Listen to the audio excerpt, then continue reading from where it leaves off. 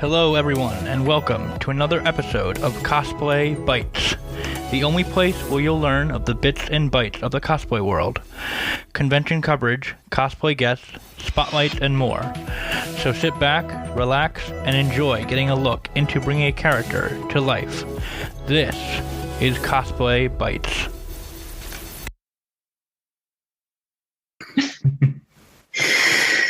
All right.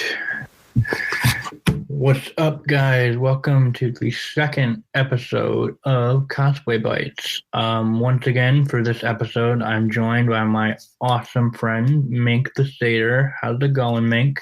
Hi. It's going well. I'm on vacation. Yep. Spring break everywhere. I know. And my spring break, it snowed today. Yeah. East Coast weather. Happy tax day. Yay. Apparently it's spring. It's not really spring. All right. So, the main focus of this episode is going to be about PAX East, which I did not get the chance to attend to, but Mink over here did. I really did. It's my favorite convention.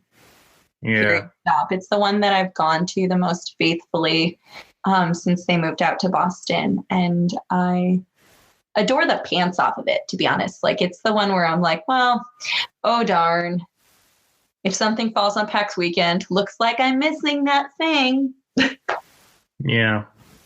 Yeah, it's been basically with the first con I ever went to, and then I've been going to it every year since 2012, well, except this year. But before that, I figure we're gonna test out this little new format I came up with your help. So ooh, I like testing things. I am a guinea pig. Eep, eep. That's the sound I think guinea pigs make. Okay. I don't actually know what sound guinea pigs make, so I have to make it up. Whatever works. Eep. Housekeeping. Going to my blog, The Lightning Palace. I got posts up, such as a showcase on Juice cosplayed Rule 63. Yeah, it's Rule 63. Farah from Overwatch, which won him a trip to New York Comic Con last year. Ooh. And last week's Struck First was a collab with you, with your Mimikyu outfit. My little Mimikyu's a star. Coming up, I got this week Steph Bot, and then Nicole Marie Jean, and then next week is Blood Raven, and Oh My Sophie, and then a couple more lovely ladies, a bunch of Struck First posts coming up, and then a tease into next month's small business shout-outs involves nerdy goodies, as in edible stuff. I was going to say, nerdy goodies is the business model of your highlights. And then the only thing I have here is upcoming cons from my end. That's pretty much New York Comic Con, unless something miraculous happens. I know. All of the conventions were all up against each other, and now there's this big old gap. Yeah. I'm literally hunting for things to do, especially because a bunch of the local conventions to me are taking a year-long break, or at least a season-long break. So the conventions that I usually go to in May and in June aren't happening this year. So I'm like, oh, so I guess I'll... What do I do now? July? What am I supposed to do till then? Sleep? You could. I could sleep. I don't know. Sleeping is for when I'm dead. All right. Well, that takes care of that. Spotlighting a cosplayer. So we're going to do that to you again. Mainly with your PAX East lineup. I won't talk about Aloy since we already kind of did that. in Katsucon, but for those who don't know, you debuted 2 other outfits that you made in a time span that was crazy, like, right? It was March. It was like, oh, I have March to make these. That's plenty of time. 2 costumes, sure, and a full-time job, of course. That'll be fine. That'll be fine. It wasn't fine. Nah. So what'd you make? For Saturday, I kept on trend and kept making more Pokemon stuff. So I am now the proud owner of a Zubat cosplay. All right. Because if I'm going to cosplay all of the Pokemon, I'm going to start with the derpiest ones first. That's where my heart lay. Yeah. We'll get to the cool ones eventually, but the derpy ones, no one's doing the derpy ones. Those are the ones you want to do first. I always want to do the derpy ones first. I got an idea. Oh, it's a stupid idea, but I really like it. Like just now or not too long ago? Not too long ago. Oh, no. No, I mean, technically I have 2 ideas, but the first one, the one that I'm going to share right now, it's just like, I mean, both of my ideas are predicated off of bad puns, but this one's like a bad pun that I can easily make in like an afternoon if I wanted to. It's a cheerleader hypno. Wait for it. I'm going to let you know what the pun is. It's hypno. Okay. All right. Hype.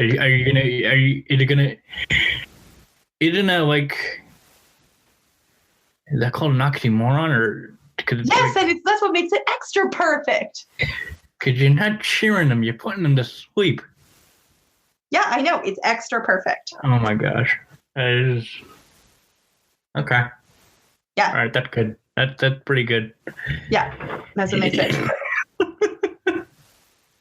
perfect. So I did that on Saturday. The Zubat, that is. Hypno has not happened yet. Okay. But the hype is real. No. Can't stop. And then on Sunday, I celebrating a year and a day since the release of Nier Automata.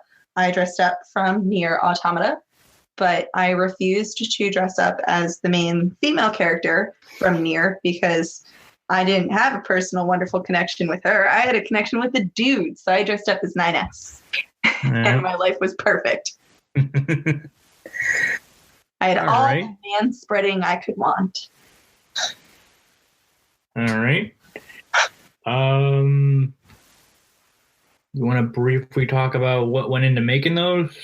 Sure. So I made the 2 costumes more or less concurrently, which was weird for me because I'm very much a kind of person who will set out to do one task and then I will finish that one task and then I will do the next task. And then when I am finished with the second task, I will move on to the third task. It's very prescribed that way. That's just who I am as a person.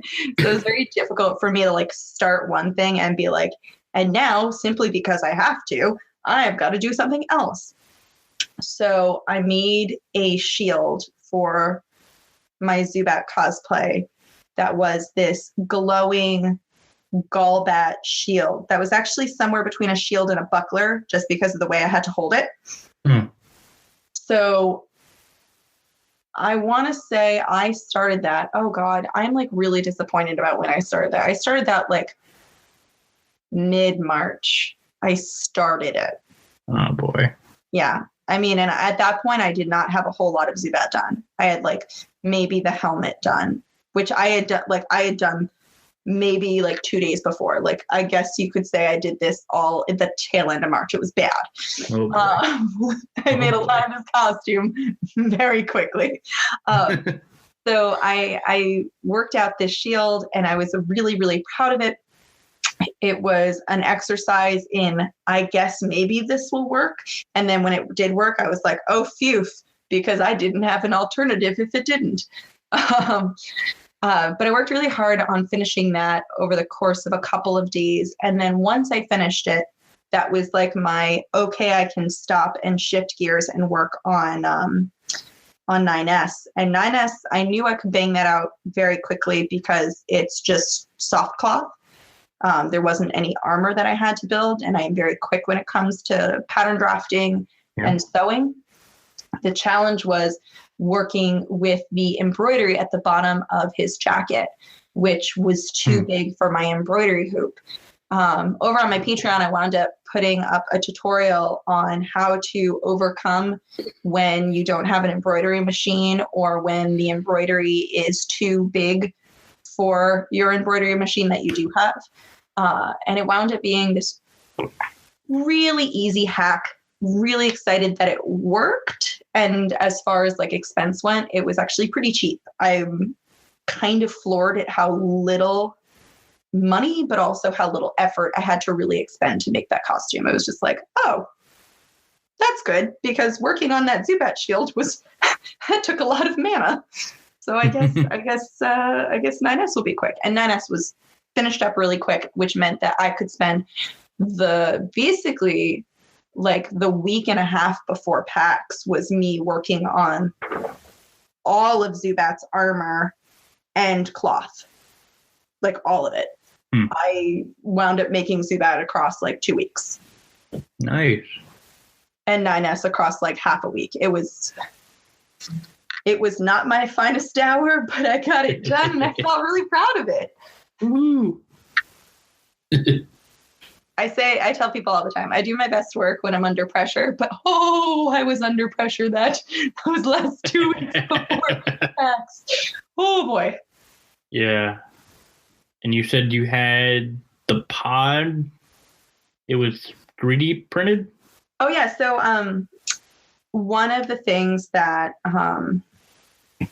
is like kind of this mechanic within Nier is that you have these machines that float next to you and like can do some stuff for you.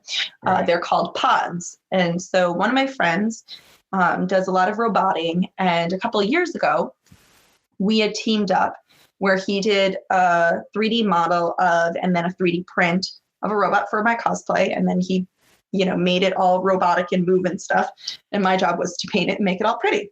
So I want to say in January he hit me up and was like, hey, I want to do that again. And I said, I absolutely know exactly what I want to take that advantage of. Like I know exactly the project. It's going to be real simple. And it was to do the pod from Nier.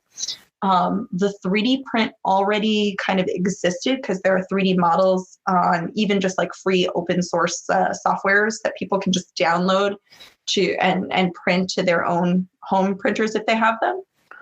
So he wound up remodeling the top half of the pod because we wanted to make my pod hollow so that we can include speakers. And he made it so that I had a little remote control, and if I hit one of the buttons, the pod would say one of 4 pre-programmed phrases from the game. So that was really, really cool. That's rad. And as usual, I was tasked with the beautifying of it. So I was the one who painted it up. But what made it really complicated is my poor roboticist had 2 things that were kind of knocking against him. First thing, he was getting married the week after PAX. Oh boy. So he had a lot of stuff on his plate. And then 2 weeks before PAX, 1 week before PAX, 2 weeks before his wedding, he got appendicitis. Ugh. Oh, no. But he was really committed. He was like, no, I want this to happen. So like, I had the pod before he got appendicitis, but it didn't have any of its guts inside of it. It was just like a shell for me to paint. Right. And then the Wednesday after he was released from the hospital, I dropped it off. I was like, here's the pod, please put guts in it. So I didn't see it with all of its guts inside and like ready to work until the Sunday that I debuted the costume. Typical Mink, taking advantage of people from the hospital. Oh my God, it's not what happened at all. I was like, don't even worry about the pod, don't even do anything with it. But his original plan was that he wanted to puppet it by balancing, like basically holding onto an acrylic pole, like a fishing pole, and having some the pod dangling on some really strong fishing line, which was straight up not going to be the case when he had abdominal stitches At approximately the area you would balance a fishing pole, which was fine because I was more preferential to us mounting the pod on like wheels that were mounted on a flat acrylic plate. So that's what we went with, as opposed to making it adaptable to both puppeting and to being mounted on a wheeled plate. Okay. Good times, though. All right. He's doing much better and is married, so. Oh, yeah, him. Good for my friend. All right. Now that that's out of the way, we'll go dive into the main topic, which is PAX East. For those who don't know, it's one of several conventions under the Penny Arcade brand, which weirdly started out as just a webcomic based on games. And they've got several cons laid out across the country. There's PAX East for the East Coast, PAX West for the West Coast.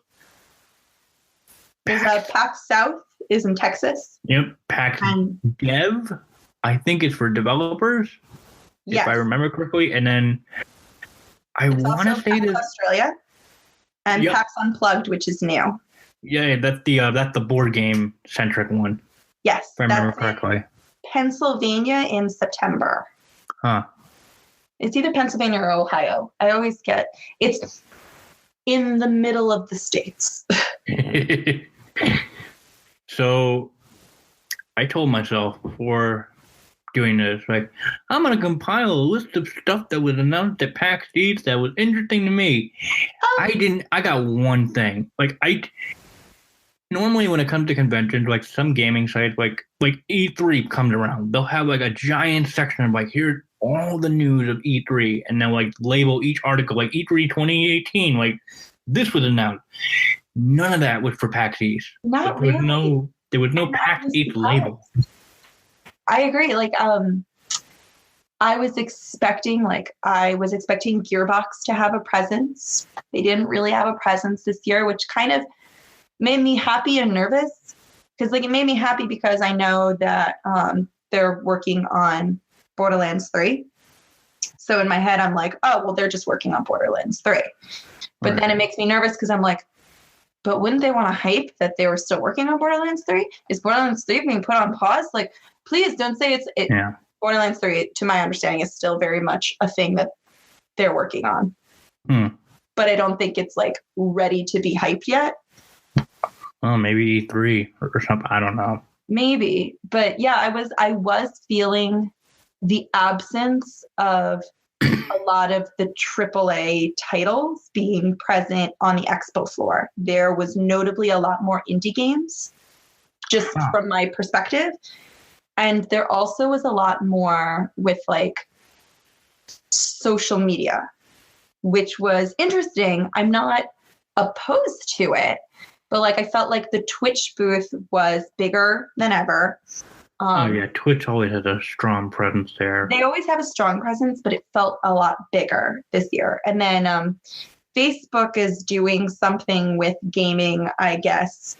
I'm not sure because I didn't go into the booth because I was just kind of like, oh, I don't need another Farmville in my life. I'll just walk past it. But Facebook did have a very giant booth. Right.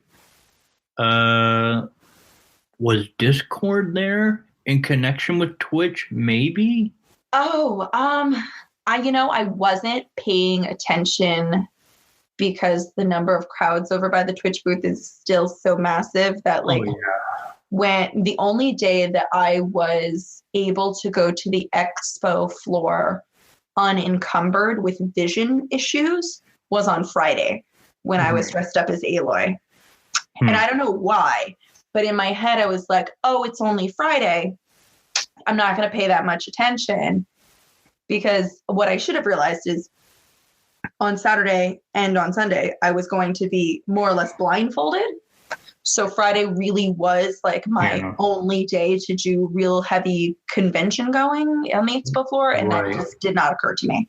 A fact that later bit me in the butt because I saw an Abra plushie that I wanted on Friday that straight up wasn't around on Saturday. And I was really sad. Uh-oh. I know. It's really my own fault. Like, I should have known that Abra would teleport. That's what it does. You gotta see the Abra, you gotta use a quick ball, and that's it. In this metaphor, quick ball is my credit card. Oh man, you and your plushies. But like, it wouldn't have made sense for Aloy to be carrying an Abra plushie. Like maybe a Kangaskhan I could get away with, but Abra, like, how do I spin that? Yeah. Whereas when I was dressed up as a Zubat, like, who cares if I was covered in plushies? It'd be like, for once, Zubat is plagued by other Pokemon. Instead of the other way around. Ooh.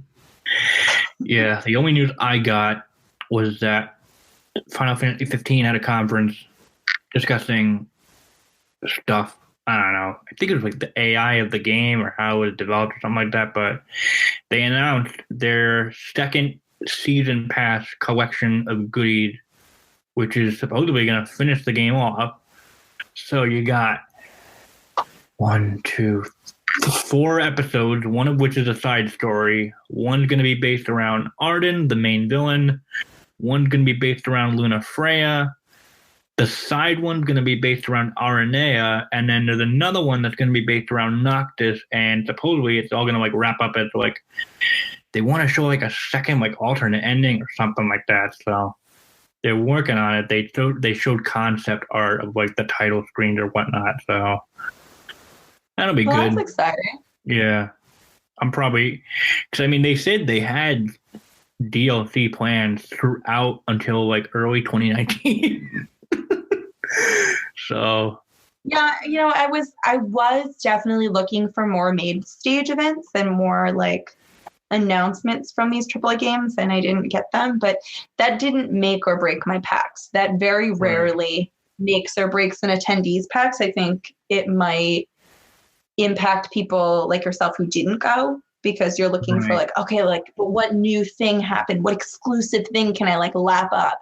And when the answer is, well, nothing really, then the knee jerk is like, oh, so PAX sucked? It's like, no, PAX was still great. It just didn't have anything new. Right. I imagine League of Legends had their regular giant booth.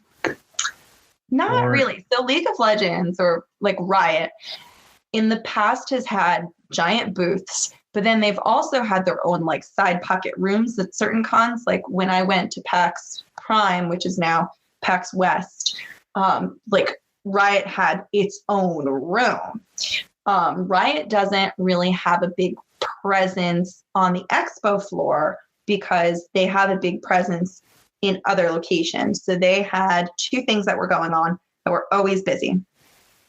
They had a like a 5-on-5 match that was in the actual convention center, like as if it were a panel room. It wasn't actually one of the theaters, but it was a side room that they just had, and they were running 5-on-5 just pickup matches, where it's like if you could get a group of 5, you play against someone else in the group, and then you get t-shirts and take your pictures. So that was lovely. But they also had, and this is the thing that I really love that they do, is they had the Hospitality Lounge. That I remember. They always seem to have that every year. Yeah, well, they started a few years ago when they did have a bigger presence on the expo floor. Right. And it was the Riot-sponsored Hospitality Lounge. And it was so popular that even in the years subsequent where Riot hasn't had a big like official presence, they've had an official presence in that they were supporting their fellow cosplayers. And you don't have to be a Riot person to go in, but they do have like a person who sits there in front of the lounge that only like if you are in costume, you are permitted to go in. If you're not in costume, you need to be, the only reason you can come in is if you're someone's handler. So there were a couple of times where I was walking with a friend of mine who adopts the term handler because a lot of my PAX costumes don't need handlers. I say, knowing full well that my friends became my handlers that day. I know, they got voluntold. So there were a couple of times where my friends were kind of stopped and they were like, you can't go in there. And then they like looked over and they were like, oh, is she your person? They'd be like, is she your person? Is she your cosplayer? Like they would do like all of that kind of thing, and I'd be like, yeah, she's with me. And it was like this weird moment where I had to be like, oh yeah, she's with me. We're like, yep, he's with me. It's all good. Like it feels so weird and pretentious, but at the same time, I'm kind of like, I'm feeling the fantasy a little bit. They just turn to you like, is this one yours? I'm like, yes. Yeah, basically. It was cute. Yeah, I don't remember anything. Yeah, there really wasn't any AAA titles. Not even demos, maybe? I mean, there certainly were demos. Like Square Enix was there and they were doing demos. But by the time I got to the Square Enix booth, there was no way I was going to wait in a line that long. That's the other thing, yeah. Like, it's a time commitment, especially if you're going multiple days, then I guess it's okay to do it. But like, if you're going like one day, you'd have to really love the game to make a time commitment to like stay in line for like who knows how long to do a demo. And it's difficult to know that you're going to love a game because the point of it is that it is a demo. So it's not out yet. So you don't know. So the best that I could do is I could like watch over someone's shoulder from outside the line to see like, oh, that game looks cool. Yeah. But even when games that I love now were being demoed, I had no interest in previous years of looking for those games because the lines are prohibitively long. And if you're in costume, being in a line kind of just like, I don't know, it sucks my energy away, and I need a lot of that energy to just keep moving forward, to meet up with people. Like I like to always be doing something. Yeah. And being in a line to me feels like I'm not doing enough. Like it's not engaging me enough. Right. And I always feel like the demos are therefore they're too short. That being said, I took advantage of a lot of the indie games that didn't have lines. So my deal was on Sunday, I went around with a bunch of my friends, and anytime there was a game that had no line and it was just like someone in the booth was like, hey, do you want to play a game? We were like, yes, and we have 4 people. Can this game support 4 people? And so we wound up occupying our time quite nicely by just yes and. Yeah, I can remember last year, the group of friends that I was with, my brother and his friends, we did, I think we only did one line. We demoed a Quake online match. We lost. You all got a t-shirt out of it, though, so that was cool. Nice. And then I remember... I got one t-shirt. Well, one. I will get back to you on that. And then the first PAX East I went to for one day, that was when I met Jessica Nevy for the first time, but I went in the giant this one. Lollipop Chainsaw bus in 2012, and I demoed the game. I think I also pre-ordered it just for the heck of it. I pre-ordered it and I got a lollipop out of it. I did the demo, and I also got a foam chainsaw out of it, so that was fun. Is that the one where Michael Rosenbaum plays the boyfriend's head? I think it's Michael Rosenbaum. Yes, Michael Rosenbaum. Tara Strong played the main girl. I knew Tara Strong did Miss Lollipop. I can't remember her name. Juliet Starling. Thank you, Juliet. But I remember it was Michael Rosenbaum because at the time I was just coming off of how much I loved him in Smallville. Ooh. I both loved and hated him because I stopped watching Smallville after season 4, which meant I didn't have any heartache about how bad it got. I can't remember when I stopped watching Smallville. But, well, I mean, it was like a 9-season show, so, like, buckle up. But, yeah. It was back when I thought that, like, what's his name? Jason Eccles was, like, the worst because his Smallville character was awful. But then I watched Supernatural and was like, just kidding, he's great.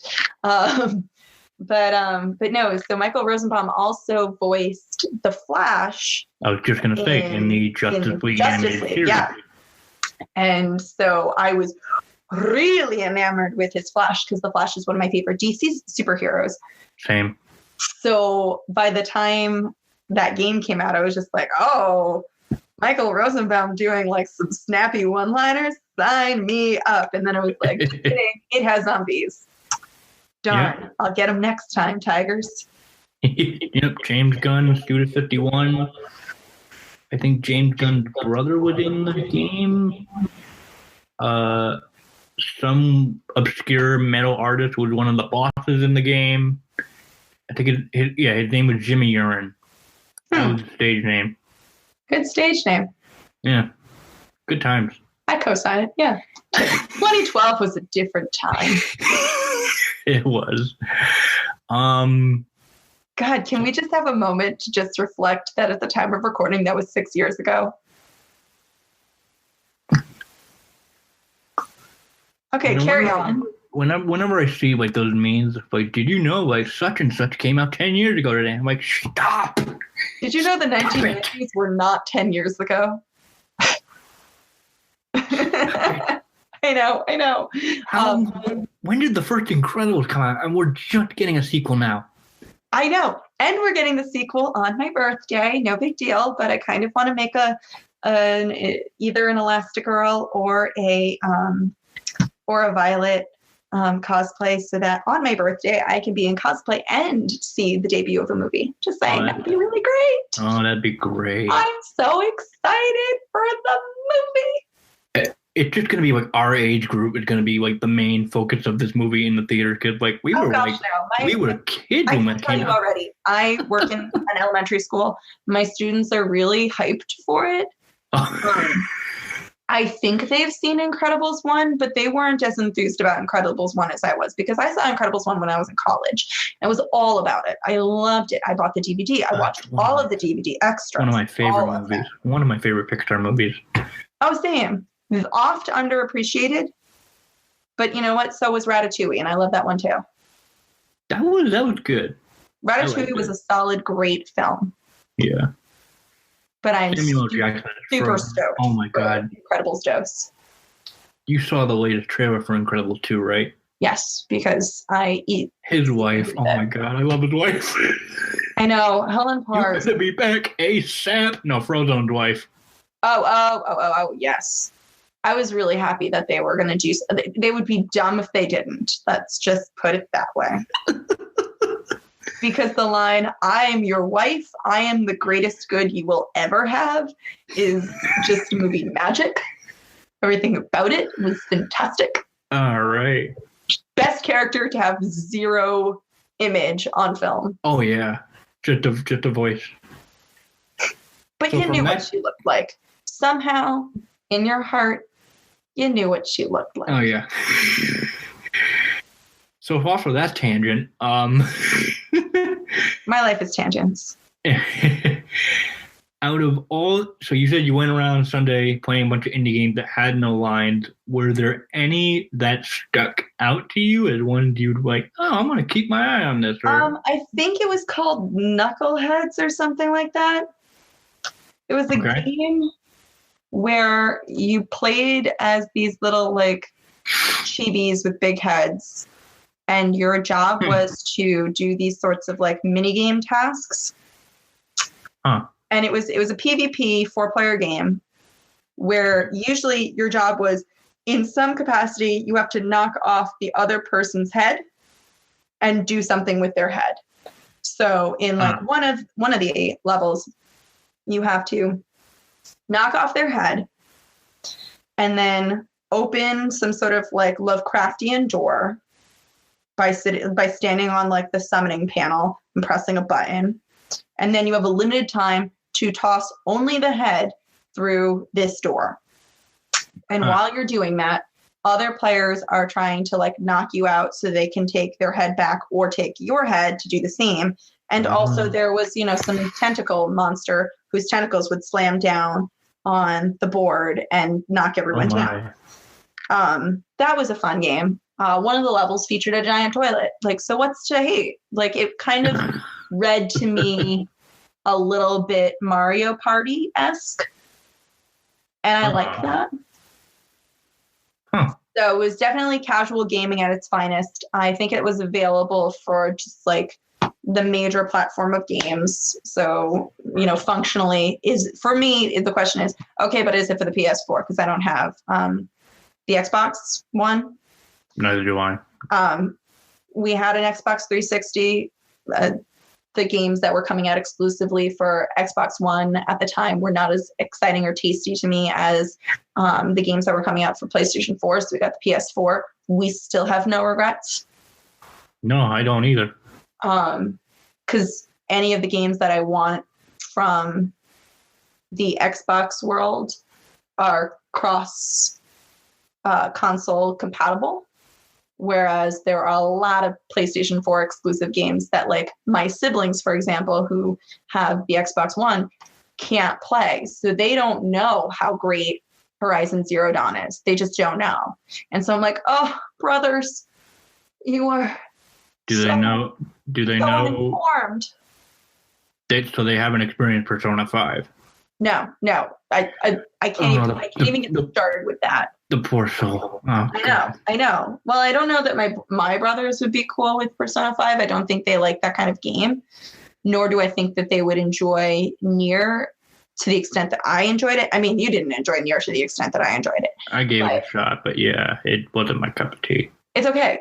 It's I like to describe Nier kind of like a JRPG that like David Lynch would love. It's like weird and a little convoluted, but like it's not quite David Lynchian, but it is definitely weird. It would be like early David Lynch, like Twin Peaks, the original Twin Peaks, not the new one. The new Twin Peaks was very like, nope.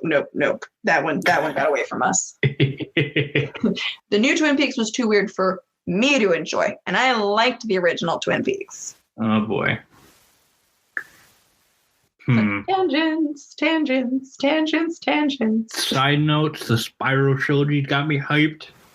Oh yeah. I've never played Spyro because I grew up with an N64, not a PS1. I didn't grow up with that console either. So Spyro represents to me going to friends' houses. Yeah. I was a Nintendo family. Same. For the longest time. Yeah. Everyone says that all three games were pretty stellar, so I'm like, oh yeah, I'll give it a shot. Right, and I think it will still be big. I'm personally really excited about the remastering of Secret of Mana. Oh yeah. Mostly because I'm like, y'all didn't know. But there was a time where I wore a cosplay from Secret of Mana, and everyone's like, oh, what is this from? And I would name it, and people were like, oh, is that new? And I'm like, no, this is like a 1992 game from Squaresoft, like not Square Enix, Squaresoft. It was for the Super Nintendo, because it was before Square moved their butts over to PlayStation, because before PlayStation existed. And then people were like, well, that was too much for us to know. Have a good day. So now I'm really excited because people will understand it. It's kind of like how I feel when Pokemon Go first came out. It was like, at the time, nobody, like there was a generation of people who like missed out on Pokemon. Right. And then when Pokemon Go came out, and then anybody and everybody was playing it. And then, people I knew who weren't interested in Pokemon were suddenly talking about their Kangaskhan. I was like, all right, welcome. I have been expecting you. We're glad to have you with us. We are glad you could join us today. So I love it. Holding my breath for a Chrono Trigger re-release. I will hold my breath longer. Ooh. Sigh. Ooh. I know, because I will tell you right now, Magus would look real good in some updated graphics. Oh yeah. I played the DS port. That was the first time I experienced it, and I loved it. Oh, honey, I played that game.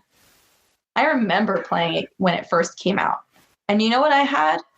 Because it was before like the internet was like a common thing. like we still had access to it, but it wasn't really that great. I have the player's guide. The player's guide, where it would give us the dungeon maps and the character art, like the Akira Toriyama character art. Something special about like early 90s strategy guide. I know. And now, like, when I picked up my copy of Pokemon Sun and Moon, not Ultra Sun and Moon, just regular type, the guy at the GameStop was like, would you like to get this guidebook? And I was like, but sir, Bulbapedia is free. And he was like, I know some people buy it for like the commemorabilia. I'm like, okay, cool. I'm not some people. I'm Poe. Oh my gosh, I remember. You got me thinking about the Mario 64 guide we had. No, you know what's going to make me old? You guys remember Nintendo Power? Heck yeah, I do. First of all, that's done. They folded on Nintendo Power. That is a done deal, gone. Although it kind of still lives on. Have you seen the Nintendo Power podcast? I didn't know they had a podcast.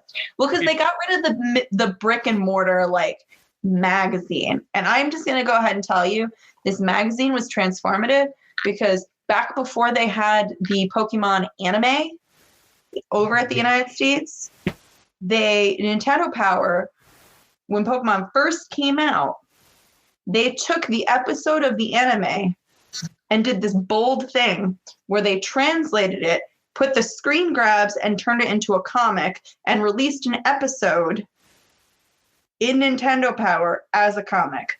Bold move. I know. They were ahead of their time. My first experience with Nintendo Power was when Sonic Adventure to Battle came out on the GameCube, and I loved it. I picked it up from a KB Toys, and I loved the magazine. God. And then I was like, can I subscribe to it? And I was subscribed to it ever since when they did all the revamps, when it got bought out by Future Inc. Do we still have KB? No, it's gone. Oh, God. No. No, it's gone. I mean, I knew Toys R Us was gone. And there was the meme that went out on social media when Toys R Us like first folded. People were like, yeah, but when was the last time you went to a Toys R Us and bought something? And I was so sassy. I was like typing away. I was like, 2 weeks ago, I bought Eevee plushie. I rarely went to a Toys R Us. I've been to one near me, and not that I would like extensively go if there was, but yeah. I like getting my games from places like GameStop. I like going to a brick and mortar place to pick up my games and to pre-order my games. I just order on Amazon. Right. I mean, I'll do that for my brothers that are in the holidays because Amazon's easier for holidays. But like when it's for me, going to the GameStop, and unfortunately the GameStop nearest me is closed now, but that's just because they're doing some like renovations in the mall that I shop at. So that is why. It's not because GameStop is like hurting or anything. They're doing fine. But I was just like, no, my convenient place. Yep. Okay. Sorry, folks. I accidentally hit the Command Q button. So we're still rolling. I'll try to figure it out and poke through the audio and get rid of stuff. I saw the word live when it was just me, and I don't know if, since I'm not hosting, I don't know if I was live or not. So otherwise, they just heard my rambling. But no, that's fine. That's fine because it says the broadcast is still going on. So hey, you want to keep it in? We'll keep it in. I don't know what's happening. I'm gonna go on to Facebook. Yeah. All right.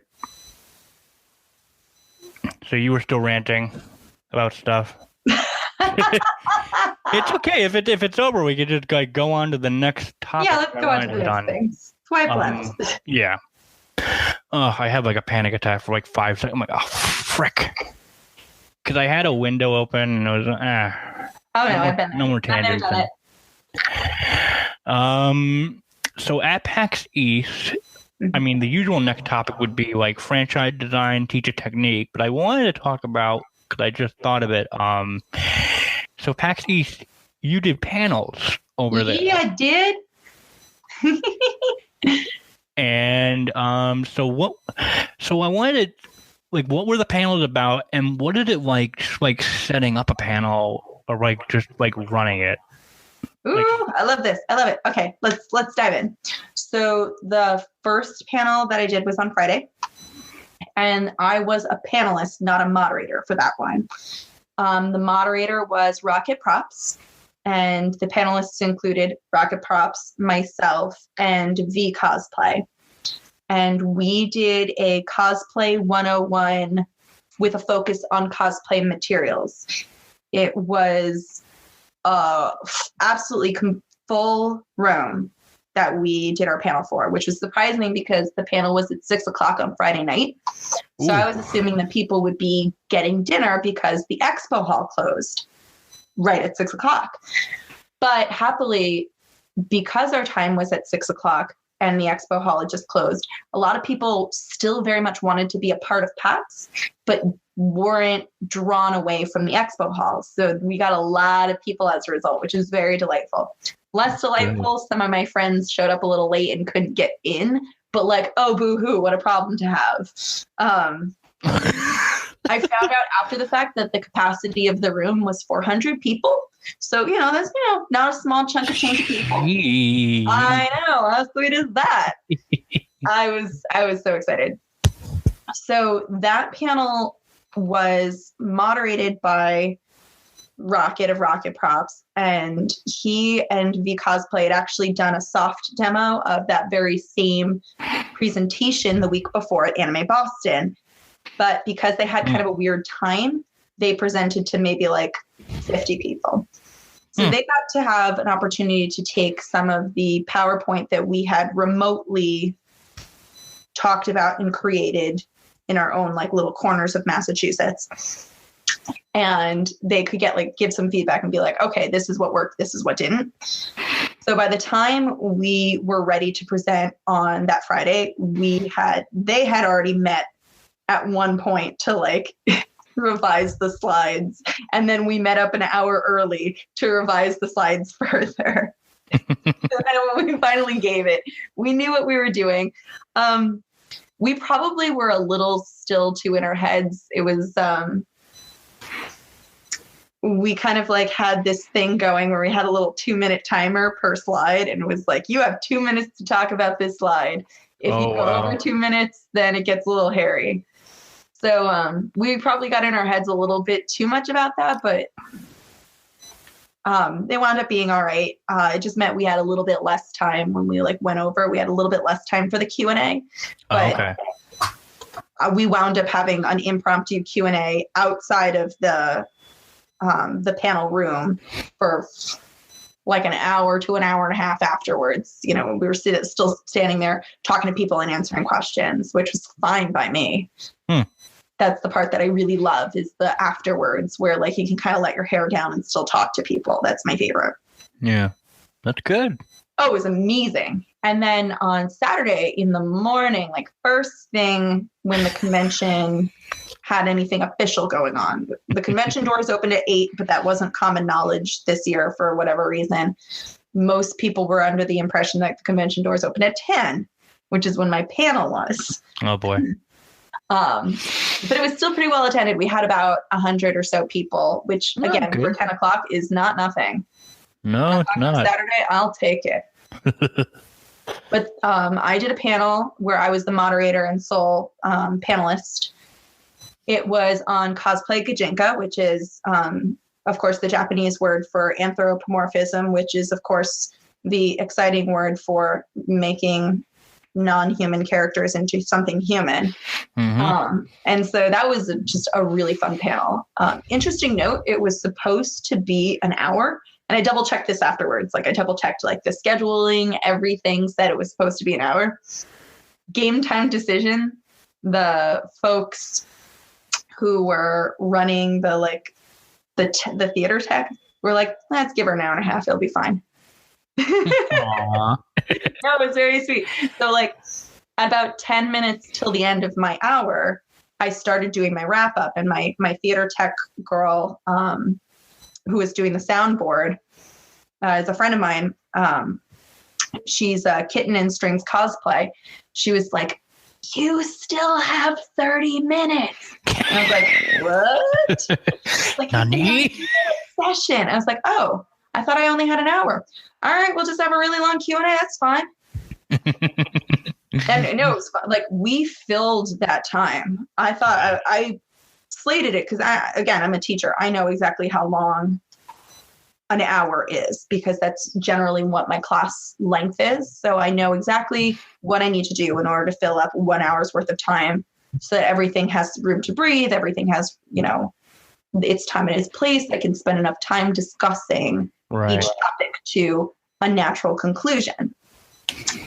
So it was no trouble for me to stretch like the Q&A session or whatever. And, some people got up and left because they were like, I don't need to stay for the Q&A session.